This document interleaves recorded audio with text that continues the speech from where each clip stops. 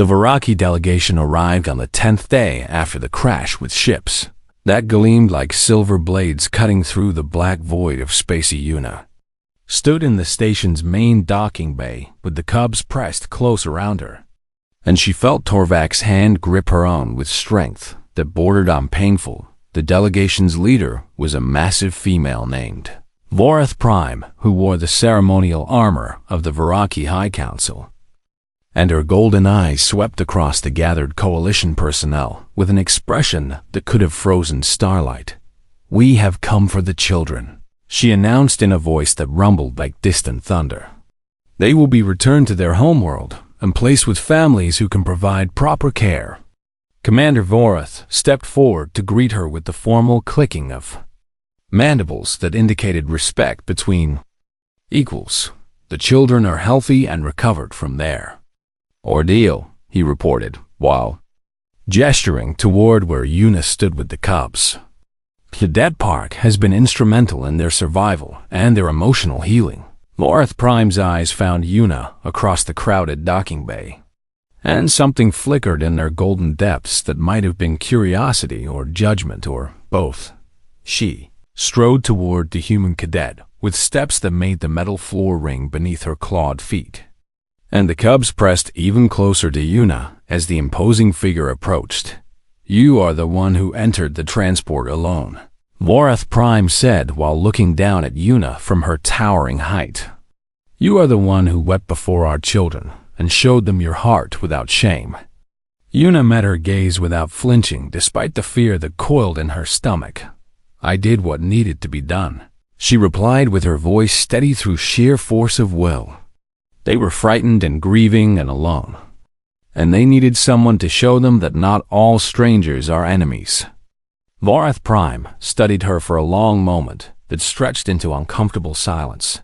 "Our people do not weep before strangers," she said at last with her voice carrying the weight of ancient tradition.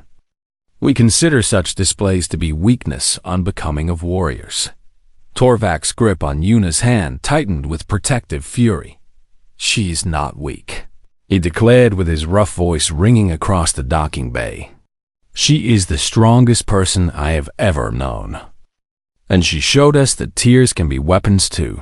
Vorath Prime's eyes shifted to the young male who had spoken with such defiance, and her expression changed in ways too subtle for Yuna to interpret. "You have learned much from this human," she observed while her gaze moved between Torvak and Yuna. "Perhaps more than we expected any of our children to learn from outsiders."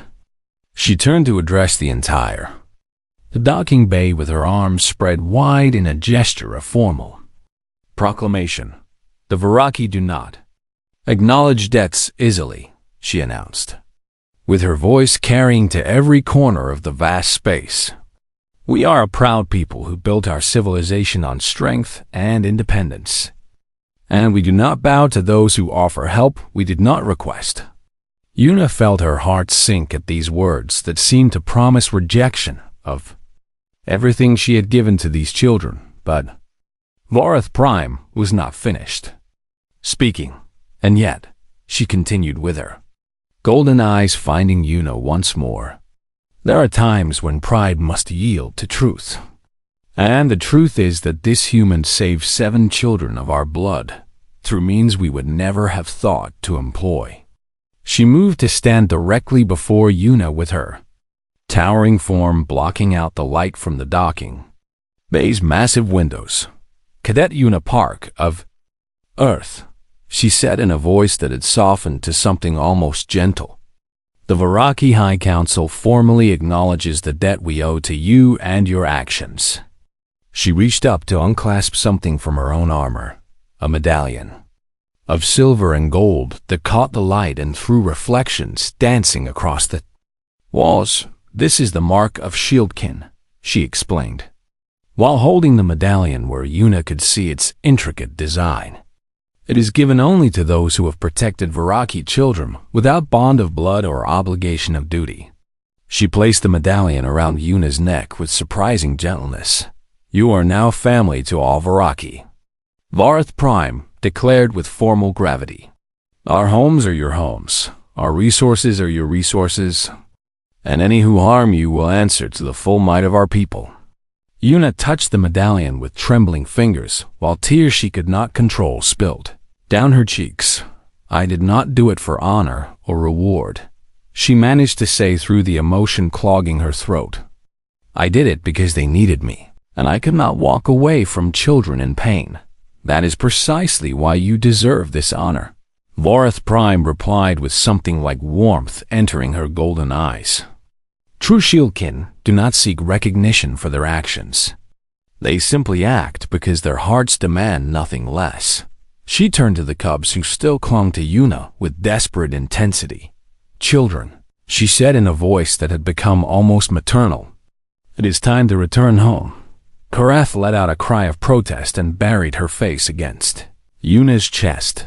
"I do not want to leave Pack Yuna," she wailed with her small body shaking. "She is my family now. She is Pack." Torvik stepped forward with his shoulders squared and his golden eyes blazing with determination. "We will not go without her," he declared with his rough voice, carrying the authority of someone who had grown beyond his years through suffering and survival. "She is Pack, and Pack does not separate."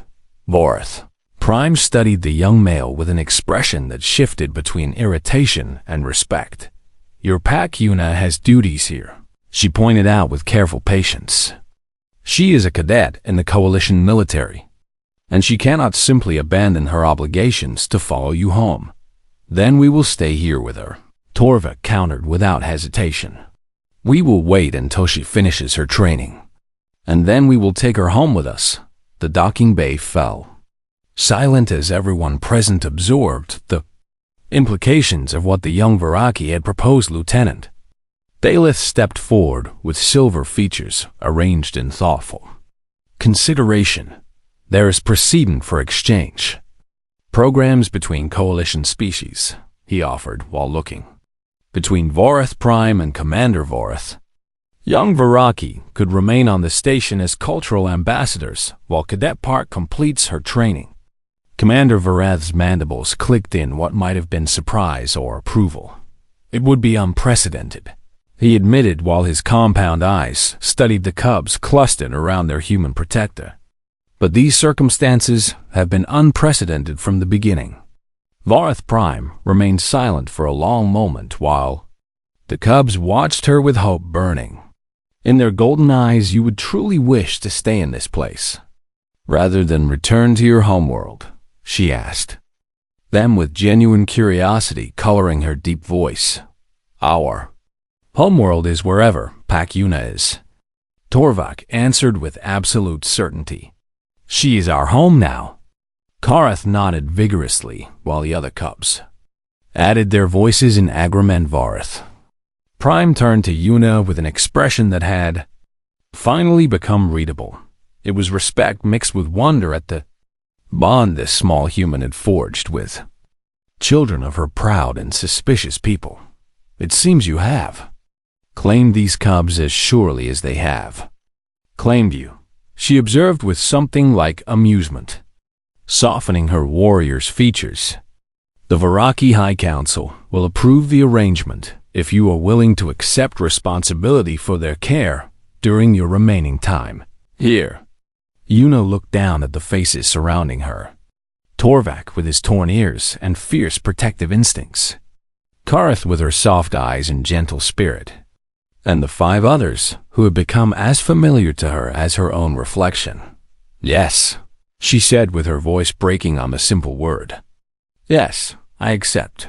The cubs erupted in joyful cries and pressed against her in a tangle of fur and warmth that threatened to knock her off her feet. Orvac pressed his forehead against hers in the bond they had established in that broken transport 10 days ago.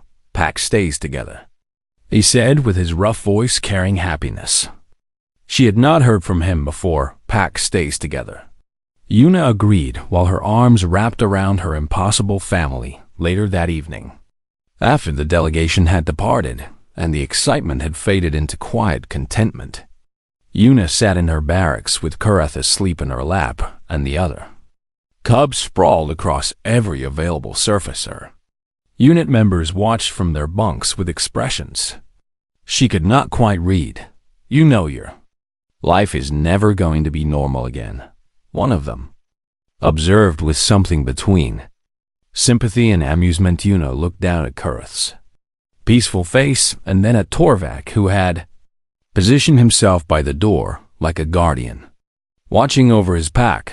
"Normal was never going to be enough for me anyway," she replied with a smile that held all the joy and terror and wonder of the path she had chosen. She touched the Shieldkin medallion hanging around her neck and felt its weight as a reminder of what she had gained by choosing to show her heart instead of hiding it. The cubs had snarled at soldiers because soldiers showed then only strength. They had come for her because she showed them something the galaxy had forgotten.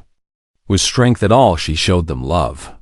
And in return, they had given her something worth more than any rank or honor the Coalition could bestow. They had given her pack, and pack remembered.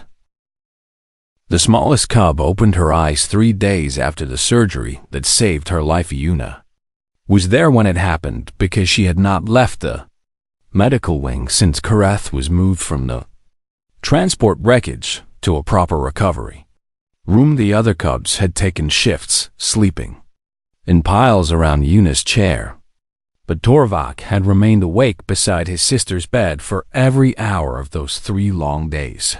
"She moves," Torvak said with his rough voice cracking from exhaustion and hope combined. Yuna leaned forward to watch as Kareth's small body shifted beneath the medical blankets that covered her, and she felt her breath catch when the cub's golden eyes fluttered open for the first time. Those eyes were the same shade as Torvak's, but held a softness that his had lost somewhere in the violence of their journey. Kareth looked around the unfamiliar room with confusion clouding her gaze, and her ears pressed flat against her skull with the fear of waking in a strange place. But then her eyes found Torvak standing beside her bed, and her small face transformed with joy that pushed past her weakness. "Brother," she whispered in common with a voice like rustling leaves. Torvak pressed his forehead against hers with a sound that was half laugh and half sob, and his body shook with the force of emotion he had been holding back for 3 days. The other cubs woke at the sound of their sister's voice and rushed to surround her bed in a crowd of fur and excited whimpers. Yuna stepped back to give them space for their reunion, but Kareth's eyes found her through the mass of siblings pressing close. "Who is she?" Kareth asked while her small hand pointed toward Yuna with curiosity stronger than her fear. "She is Pack," Torvak answered with absolute certainty, ringing through each syllable. "She saved you when no one else could, and she stayed with us when everyone else wanted to leave." Kareth studied Yuna with an intensity that seemed too old for her young face. "Human," she said, as though tasting the word for the first time. "Yes," Yuna replied while stepping closer to the bed with her hand extended in greeting. "My name is Yuna, and I am very happy to meet you awake instead of asleep." Kareth reached out to touch Yuna's fingers with her own small clawed hand, and her ears perked forward with interest, replacing the fear that had clouded her eyes. "Yuna," she repeated with careful pronunciation. "Pack Yuna." The title made something warm bloom in Yuna's chest, and she smiled down at the smallest cub with affection she had not expected to feel so strongly. Dr. Theron entered the recovery room with his massive frame filling the doorway, and his stone-like features held an expression of satisfaction at seeing his patient awake and alert. "Her recovery is progressing faster than expected," he reported while checking the monitors that surrounded Kureth's bed. "Young Viraki are resilient when they have reason to live." He glanced at Yuna with something that might have been respect in his ancient eyes. "I believe she has found several reasons to live in this room," he added before turning to continue his rounds. The days that followed settled into a routine that Yuna had not anticipated when she first entered that crash transport. She attended her training sessions during the day while the cubs waited in the medical wing with growing impatience, and she returned to them every evening to share meals and stories and the quiet comfort of pack presence. Her fellow cadets watched her transformation with expressions ranging from confusion to wonder. She had been unremarkable before the transport crash with adequate scores and average performance that had placed her firmly in the middle of her class. Now she walked through the station with purpose that had not been there before, and the cubs' acceptance of her had changed something fundamental in how others perceived her. Lieutenant Daleth called her into his office on the 7th day after the crash with silver features arranged in an expression she could not read.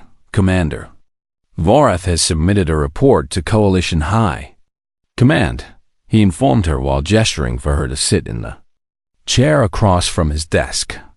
"He has recommended you for accelerated officer status based on your actions during the refugee crisis." Una felt her eyebrows rise with surprise at this news. "Commander Vorath recommended me?" she asked with disbelief coloring her voice. "He called me soft and useless before I entered the transport." Lieutenant Daleth's lips curved into the silvery equivalent of a smile. "He called you soft because he did not understand that softness could be a weapon," he replied with his measured voice, carrying a hint of warmth. "Now he understands, and he wishes to ensure the Coalition does not waste a resource as valuable as what you demonstrated." Una sat in silence for a long moment while she processed this information. Accelerated officer status would mean leaving her training unit and advancing to command responsibilities months ahead of her scheduled graduation. It would mean opportunities and honors that most cadets could only dream of achieving. It would also mean leaving the cubs, who had become her pack. "What about Torvak and his siblings?" she asked, with her throat tightening around the big Vs. Words. Lieutenant Daleth's expression softened with understanding. "The Varaki government has been contacted, and they are sending a delegation to retrieve the surviving cubs," he explained while his silver hands folded together on the desk before him. "They will arrive within the week to take the children home." The word echoed through Una's mind with a weight that pressed against her chest. Cubs had a home waiting for them among their own people, with families who shared their blood and their culture and their ancient ways. They did not belong on a Coalition training station with a human cadet who had stumbled into their lives by accident. But when Una returned to the medical wing that evening and Karth climbed into her lap while Torvak pressed against her side, she found it hard to remember why belonging was supposed to matter more than love. "You are sad," Torvak observed with his golden eyes studying her face. "Why are you sad when Karth is getting stronger every day?" Una wrapped her arms around the cubs, who had gathered close and breathed in the scent of their fur that had become as familiar as her own heartbeat. "Your people are coming to take you home," she told them with her voice carefully controlled to hide the emotion churning beneath her words. "You will leave this station and return to your own kind, where you can heal properly." The cubs exchanged glances that carried meaning Una could not decipher. "Where will you go?" Karth asked while her small hands gripped Una's uniform with surprising strength. "I will stay here and continue my training," Una answered while her fingers gently stroked through Karth's soft fur. "I will become an officer and serve in the Coalition fleet, and I will remember all of you for the rest of my life." Torvak made a sound in his throat that was almost a growl, but not quite. "Pack does not separate," he said with his rough voice carrying the weight of absolute conviction. "You said you would stay with us. You promised." "I promised I would stay with you during the crisis," Una replied while her heart cracked along lines she had not known existed. "The crisis is over now, and you have your own people to return to." "You are our people," Kareth insisted with tears beginning to glisten in her golden eyes. "Your pack, Una, you cannot leave us." The other cubs pressed closer with whimpers and soft cries that spoke of fear they had thought they would never feel again. They had lost so much in the crash that took their families and nearly took their sister. And now they faced losing the human who had become their anchor in a universe that had shown them only cruel tuna held them through their distress and whispered reassurances that felt hollow even as they left her lips. She had become packed to these children without meaning to. And now she would have to break that bond because that was what duty demanded.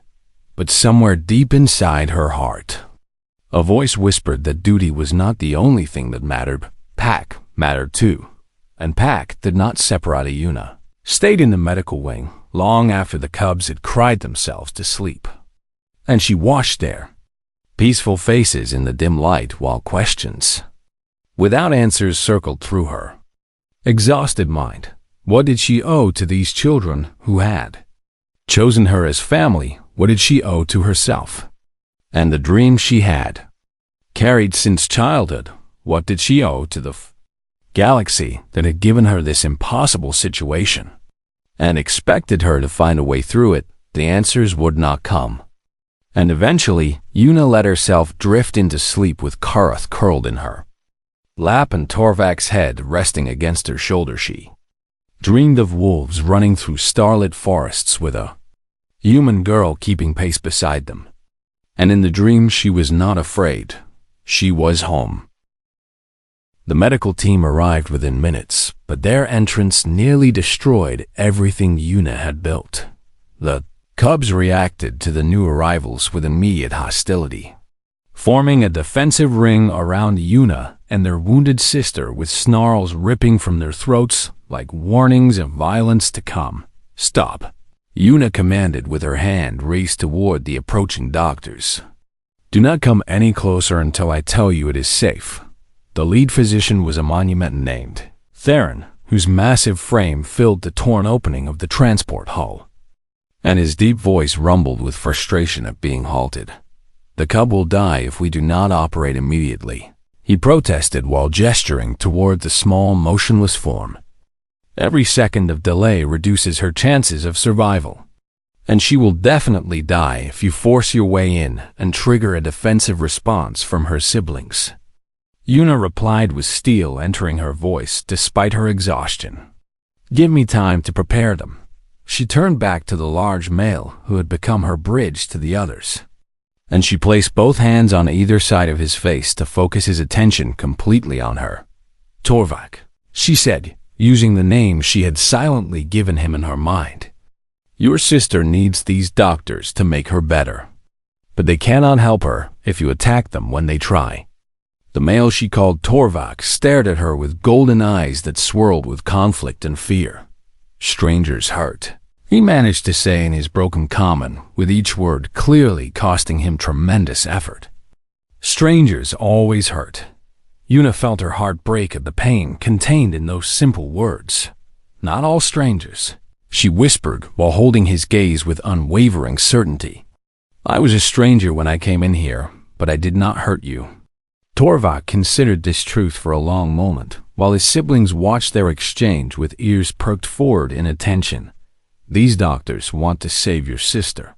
Una continued with her thumbs gently stroking the fur beneath his torn ears. "They have medicine and tools that can heal her wounds, but only if you let them close enough to use them. You stay," Torvak said with sudden intensity gripping his rough voice. "I will stay," Una promised without hesitation. "I will not leave you or your siblings, and I will make sure no one hurts any of you." The male turned to his brothers and sisters and spoke, in the Viraki tongue with sounds that Una could not understand, but could feel in the way they resonated through the air. The other cubs listened with their heads tilted and their eyes moving between Torvak and Una as though measuring the weight of what was being asked one by one. They lowered their defensive postures and moved to press against Una's sides in a gesture of trust that made her eyes sting with emotion. "Torvak, turned back to face the medical team with his body positioned between them and his family. But his teeth were no longer bared in threat. "Come slow," he said to the doctors with his golden eyes carrying a warning that needed no translation. "Art sister and I kill." Dr. Theron moved forward with careful steps that made his massive body seem almost graceful. And two assistant physicians followed behind him with equipment floating on hover platforms beside them. The cubs watched every movement with muscles tensed and ready to spring. But Yuna's hands on their backs kept them calm enough to allow the strangers into their space. "The internal damage is severe," Theron reported after scanning the smallest cub with instruments that hummed and beeped in the tense silence. "Multiple organ trauma and significant blood loss. She needs surgery immediately, or she will not survive the hour. Then we do surgery here," Yuna said before anyone could suggest moving the cub away from her. Siblings Theron's stone-like face shifted into an expression of doubt.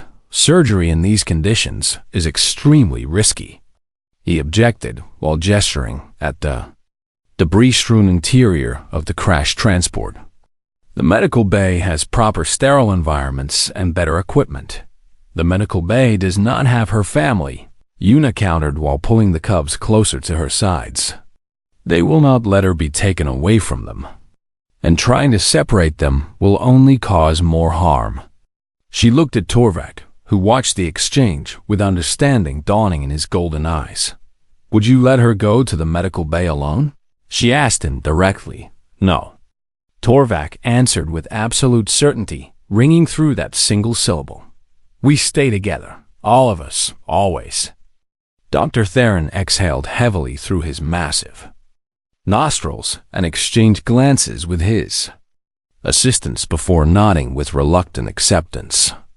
"We will need to establish a sterile field around the patient," he said while his team began unpacking equipment with practiced efficiency.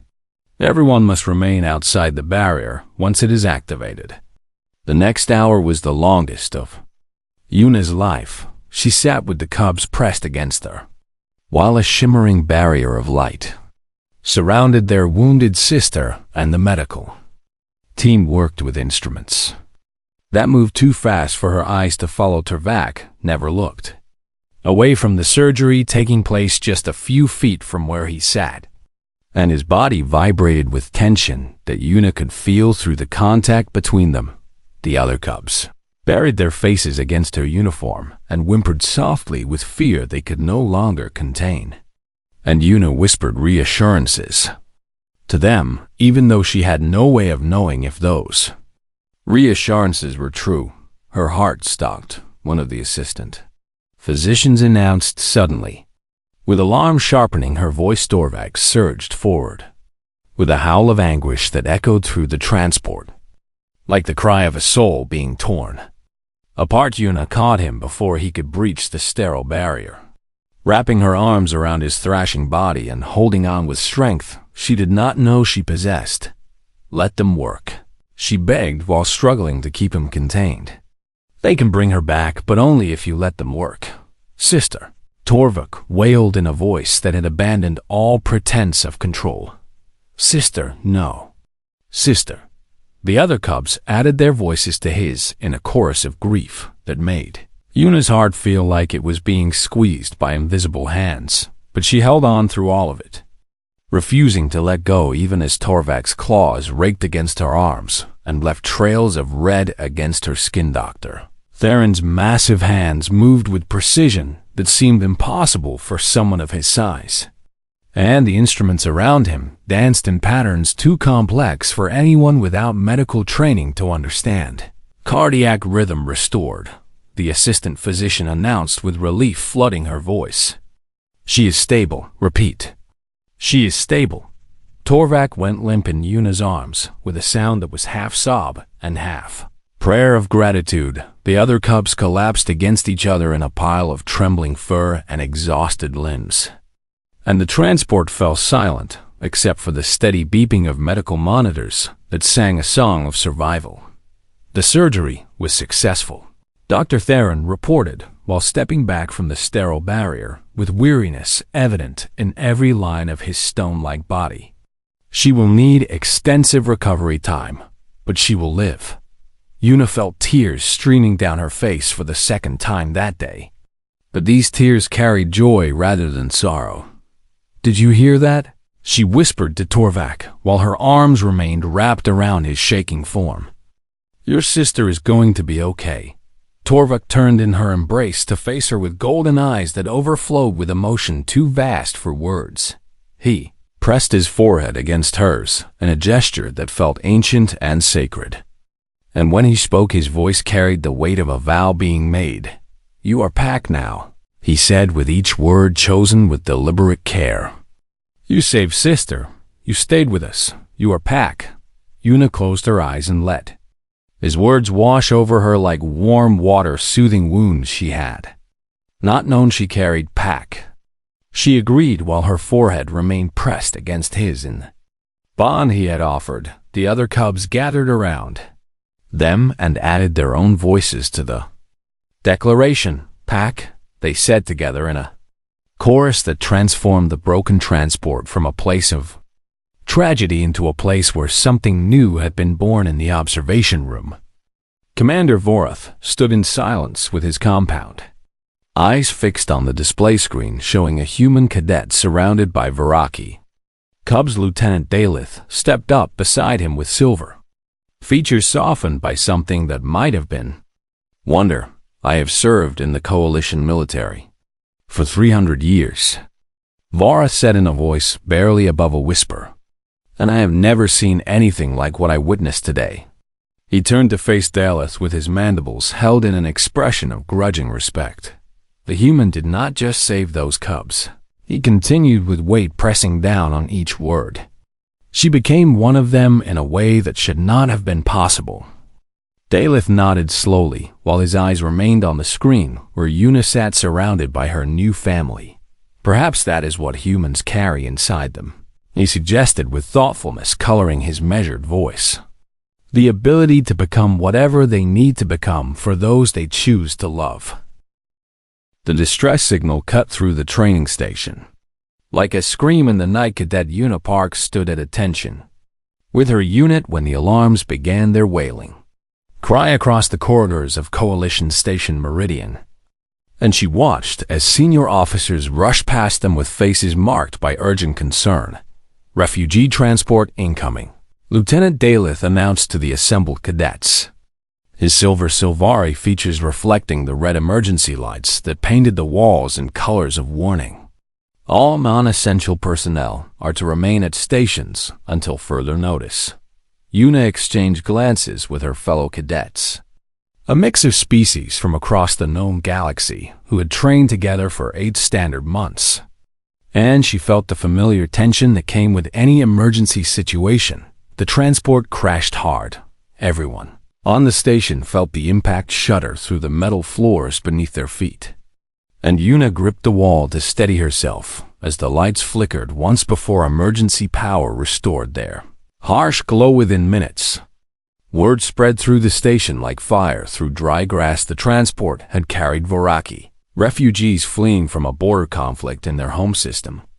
And the damage to their vessel had been catastrophic upon entry into the station's emergency. Doc Yuna knew about the Viraki from her xenobiology courses, and she remembered the lessons that described them as a fierce and wolf-like species with territorial instincts that made them feared throughout the coalition territories. They trusted no one outside their own bloodlines, and they fought with a ferocity that had earned them a reputation as some of the most dangerous beings in the known galaxy.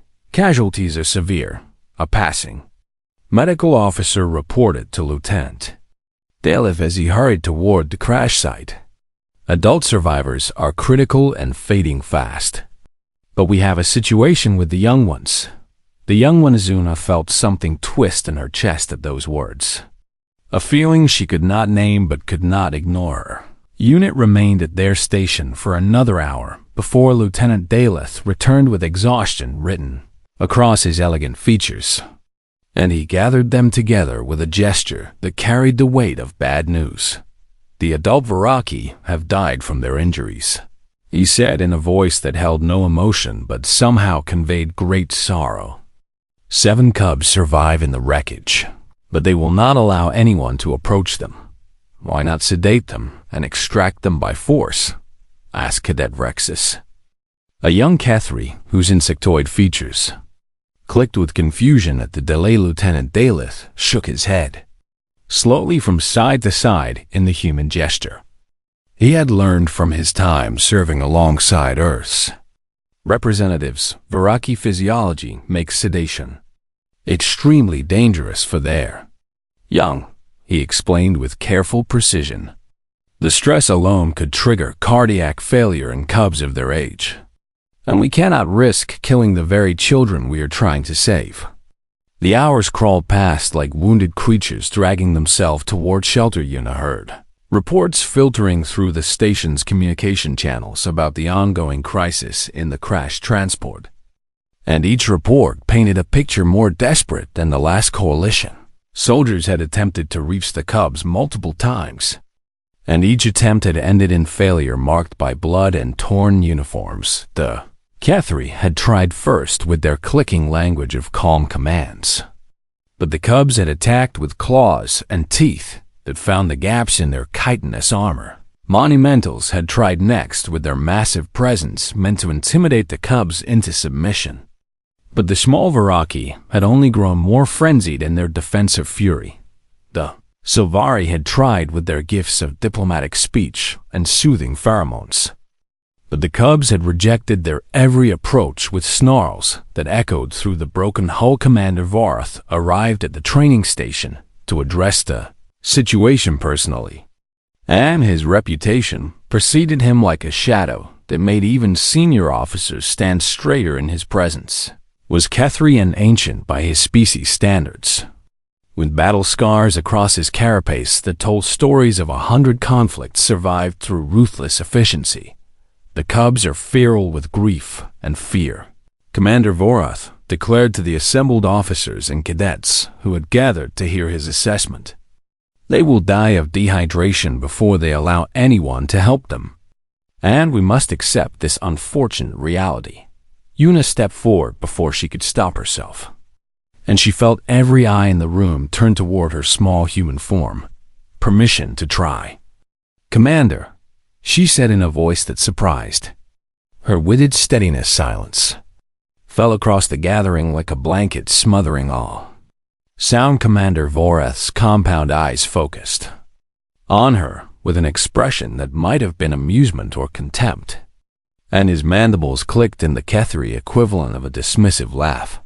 You are human, he said, as though this fact alone explained everything. Your species has been part of the coalition for barely 2 decades, and you are a cadet with no combat experience worth mentioning. With respect? Commander, Yuna replied while holding her ground against his intimidating presence. This situation does not require combat experience. Lieutenant Daleth moved to stand beside her with a gesture that offered support without words.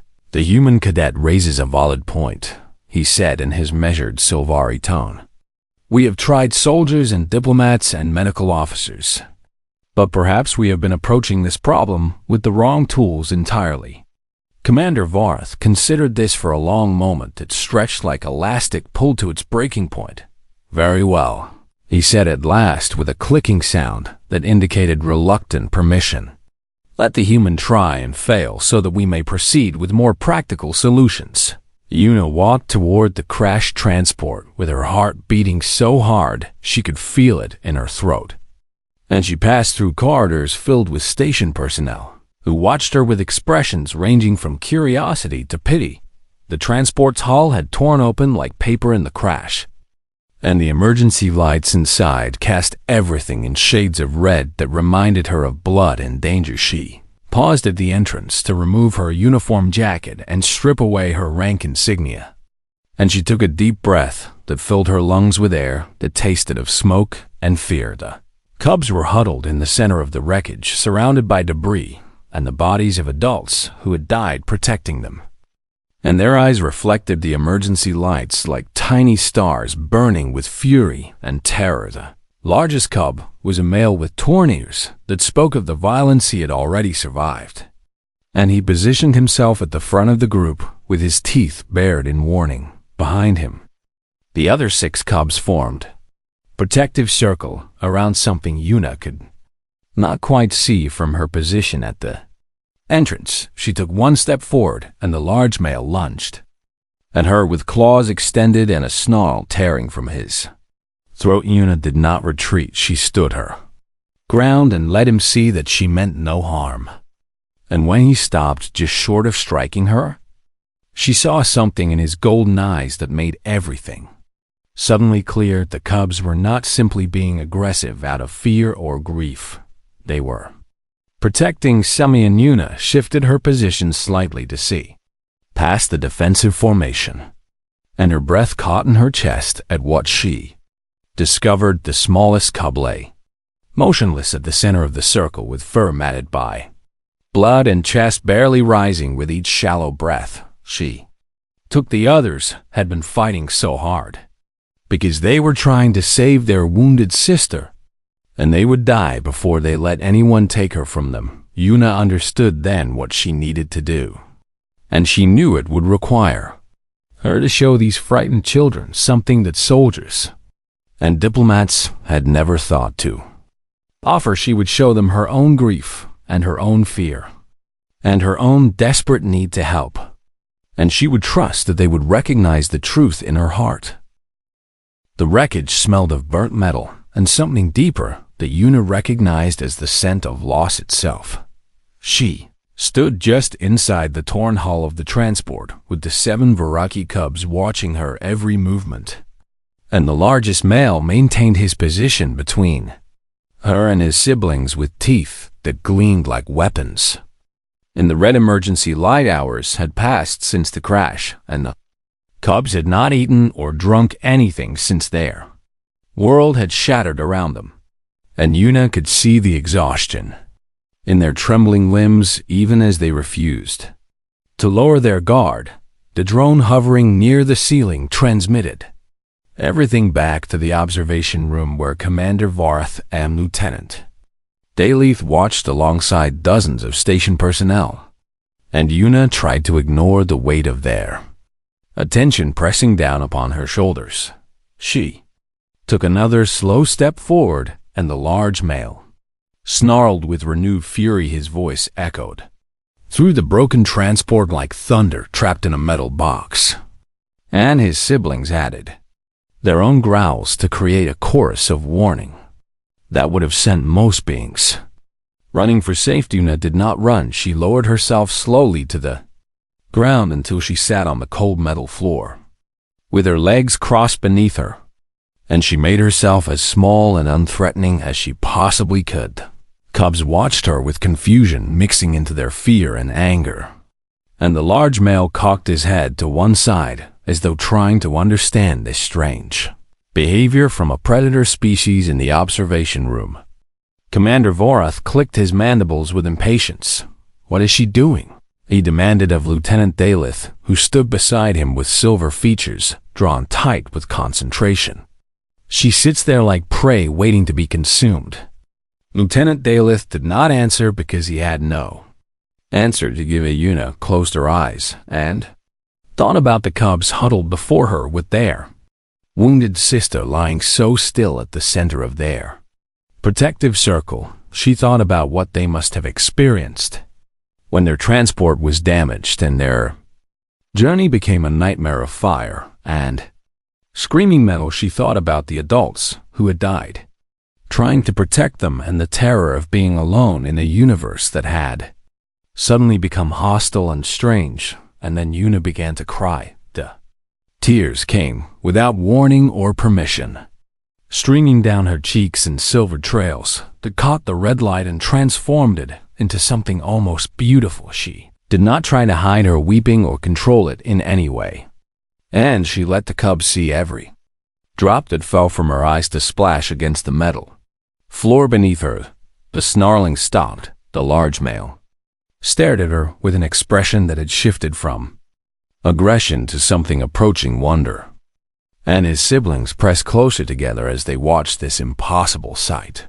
No predator species in their experience had ever shown such vulnerability, and they did not know how to respond to tears flowing freely from the eyes of a being who could have chosen to fight them instead. "I am sorry," Yuna whispered in a voice that cracked with genuine emotion. "I am so sorry for what happened to you." The words were simple, and she knew the cubs might not understand their meaning. But she also knew that meaning was not carried only in words. The tone of her voice held everything. She wanted them to feel her sorrow for their loss and her understanding of their fear and her desperate wish to help them survive this terrible day. The large male took one hesitant step toward her with his ears flattened against his skull in uncertainty. "I know you are scared," Yuna continued while keeping her gaze lowered in submission rather than raised in challenge. "I know you lost people you loved, and I know you think everyone here wants to hurt you."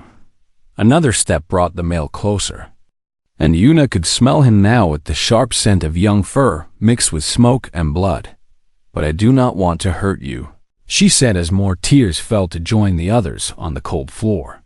"I want to help you because that is what my people do when we see children who are suffering." The male sat down in front of her with a soft sound that might have been a whimper escaping past his pride in the observation room. Lieutenant Dalith leaned forward with sudden understanding lighting his silver features. "She is speaking to them in the language of grief," he said with something like awe coloring his measured voice. "She is showing them that she understands their pain because she is willing to share in it." Commander Vorad's compound eyes narrowed as he watched the scene unfolding on the display screens before him. Viraki cubs respond to emotional authenticity. Lieutenant Dalith continued while pulling up xenobiology files on his personal console. Their species bonds through shared feeling rather than shared blood or shared duty. And she understood this without being told. One by one, the other cubs began to approach Yuna with cautious steps that carried them closer to this weeping stranger who had entered their broken sanctuary. A female with gray fur pressed her nose against Yuna's hand and sniffed with curiosity, overcoming her fear. A pair of twins moved to sit on either side of her with their bodies trembling, but their growls silenced at last. Large male remained where he sat just in front of her, and his golden eyes held hers with an intensity that seemed to pierce straight through to her. Yuna slowly raised one hand with palm facing outward in a gesture of peace, and she held it there without moving while the male studied her offering. He leaned forward and pressed his forehead against her palm with a soft exhale that carried the weight of surrender. "Pack," he said in a voice that was rough and broken and barely recognizable as speech. Yuna felt fresh tears spring to her eyes at that single word spoken in common with such effort and such meaning. "Pack." She agreed while her hand gently moved to rest on top of his head. Between his torn ears, the other cubs pressed closer until they surrounded her in a warm mass of fur and trembling limbs. And Yuna wrapped her arms around as many of them as she could reach, but even as relief began to spread through her chest, her eyes found the smallest cub still lying motionless at the center of where the protective circle had been. Little female's chest rose and fell with breaths that came too slowly and too shallow, and her fur was matted with blood that had dried into dark patches across her small body. "She needs help," Yuna said while looking into the golden eyes of the large male who had become her first ally among these frightened children. "Your sister needs help right now, or she will not survive." The male followed her gaze to the wounded cub, and his ears pressed flat against his skull with renewed distress.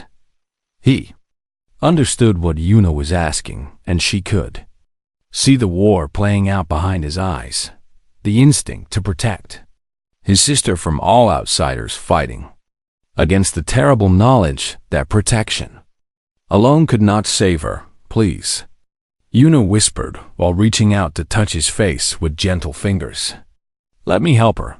The male closed his eyes for a long moment that stretched into eternity. When he opened them again, something had changed in their golden depths. He moved aside and gestured with his head toward the wounded cub in a motion that granted permission for Yuna to approach. She crawled forward, on hands and knees with the other cubs parting to let her pass. And she reached the smallest one, with her heart clenching at the sight of so much damage on so small a body. "I need medical assistance immediately," Yuna called out while her hands hovered over the cub without touching. "She has severe injuries, and she is fading fast." In the observation room, Commander Vorath turned to his medical officers with mandibles clicking in urgent command. "Prepare a team," he ordered in a voice that had lost all trace of dismissal or doubt. "The human has done the impossible, and we will not waste the opportunity she has given us."